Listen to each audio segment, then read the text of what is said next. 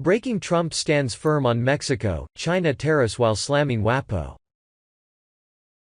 On Saturday, President Trump took to Twitter to slam mainstream media for their negative coverage of his tariffs against Mexico and China, noting that The Washington Post got it wrong, as usual.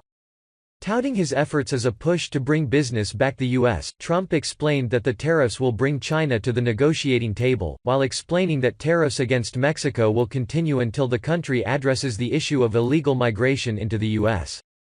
Trump said tariffs will continue unless Mexico stops the travesty that is taking place in allowing millions of people to easily meander through their country and invade the U.S., not to mention the drugs human trafficking pouring in through Mexico. Are the drug lords, Cartels Coyotes really running Mexico? Asked Trump. We will soon find out. U.S. in order to avoid paying the 25% tariff. Like Mexican companies will move back to the United States once the tariff reaches the higher levels. They took many of our companies' jobs, the foolish Poles let it happen, and now they will come back unless Mexico stops the. Donald J. Trump tweeted. Travesty that is taking place in allowing millions of people to easily meander through their country and invade the U.S., not to mention the drugs human trafficking pouring in through Mexico.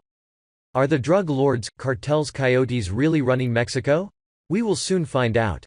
The president's supporters backed his decision, praising him for putting the American people over the interest of foreign nations while mocking Washington Post for its coverage. Rode tweeted.